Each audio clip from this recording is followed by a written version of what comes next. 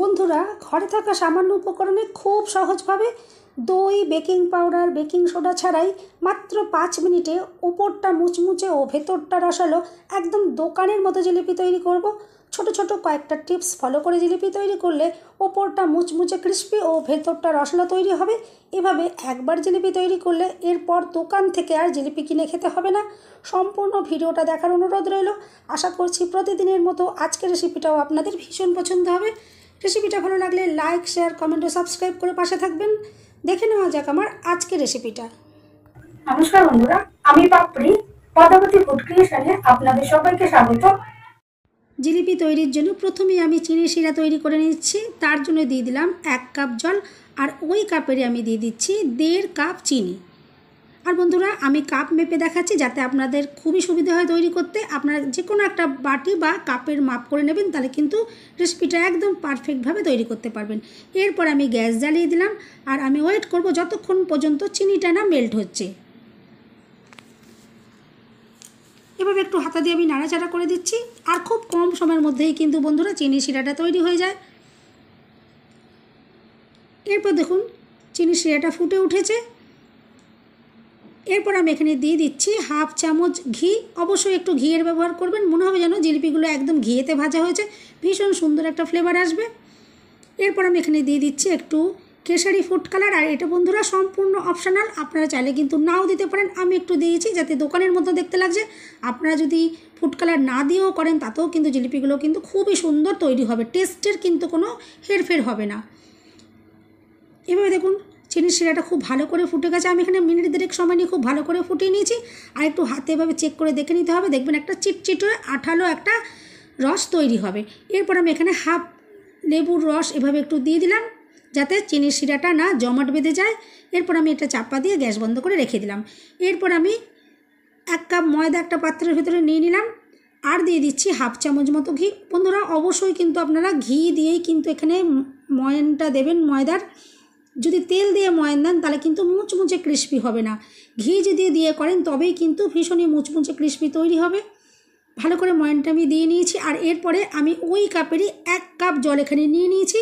প্রথমে এখানে আমি 1/2 কাপ জল দিয়ে দিচ্ছি, আর এভাবে কিন্তু খুব ভালো করে ময়দাটাকে মেখে নিতে হবে। ময়দা মাখাটা কিন্তু যতটা সুন্দর তৈরি হবে তবেই কিন্তু জিলিপিগুলো কিন্তু একদম পারফেক্টভাবে রেডি হবে। আর খুব ভালো করে ফেটিয়ে নিতে হবে। আমি কিন্তু 5-7 মিনিট খুব ভালো করে এভাবে দেখুন ফেটিয়ে নিচ্ছি। ফেটানোটা যত সুন্দর হবে জিলিপিগুলো কিন্তু তত সুন্দর তৈরি হবে। খেয়াল রাখবেন যেন এর ভিতরে কোনো রকমের দলাভাব না থেকে যায়। দেখুন একদম সুন্দরভাবে আমি ময়দাটাকে রেডি করে নিচ্ছি। আর দেখুন এই এতটা পরিমাণে জল কিন্তু বেঁচে গেছে, সব কিন্তু জলটা লাগেনি। আপনারা কিন্তু ঠিক এরকমই একটা ঘনত্বের ব্যাটার রেডি করবেন, তাহলেই দেখবেন জিলিপিটা কিন্তু একদম পারফেক্টভাবে রেডি হবে। এরপর দেখুন আমি এখানে ইনোর প্যাকেট একটা নিয়েছি, কিন্তু সম্পূর্ণটা ব্যবহার করব না। এখান থেকে আমি দেখুন 1/2 চামচ মতো ইনো নিয়েছি। এরপর ইনোটা দিয়ে ভালো করে মেখে নিতে হবে। আর ইনোটা দেওয়ার পর দেখবেন ব্যাটারটা কিন্তু ভীষণ সুন্দর ফ্লাফি হয়ে উঠবে। আর এরকম ফ্লাফি হয়ে উঠলে তবেই কিন্তু যদি এটা দিয়ে যদি জিলিপি ভাজা হয় তবেই কিন্তু দেখবেন জিলিপিগুলো কিন্তু সুন্দরভাবে ফুলে উঠবে। আর কিন্তু রস যখন রসে দেওয়া হবে তখন কিন্তু রস সোপ করে ভীষণই রসালো তৈরি হবে। এভাবে অবশ্যই আপনারা তৈরি করবেন, দেখবেন একদম পারফেক্ট দোকানের মতো জিলিপি তৈরি হবে। আর বন্ধুরা, ইনো দেওয়ার পর কিন্তু আর কিন্তু ওয়েট করা চলবে না, সঙ্গে সঙ্গে কিন্তু ভেজে নিতে হবে।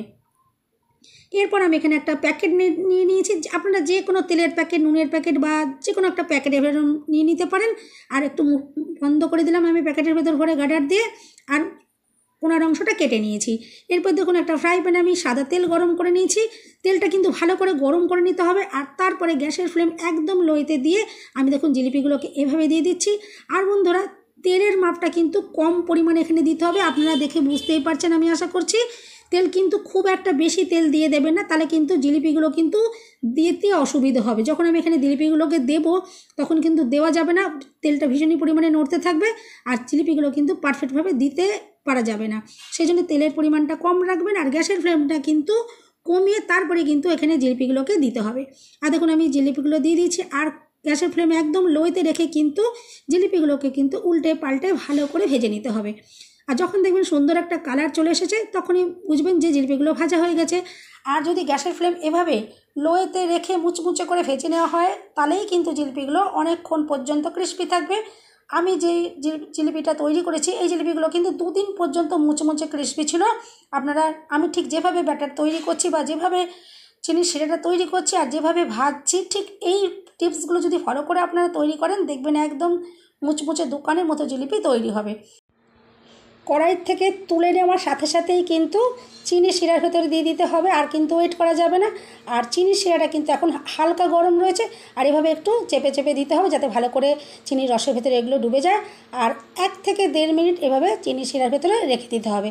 তারপরে রসটা একটু এখানে ঝরিয়ে তুলে নিতে হবে।